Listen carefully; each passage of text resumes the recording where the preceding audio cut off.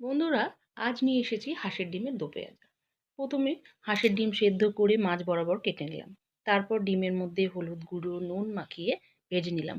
Frying প্যানে তেল গরম করে ডুমো করে কাটা পেঁয়াজ দিলাম। তারপর কুচনো টমেটো, পেঁয়াজ পাতা, আদা রসুন কাঁচা লঙ্কার পেস্ট দিয়ে আন্দাজ মতো নুন হলুদ কাশ্মীরি লঙ্কার গুঁড়ো দিলাম।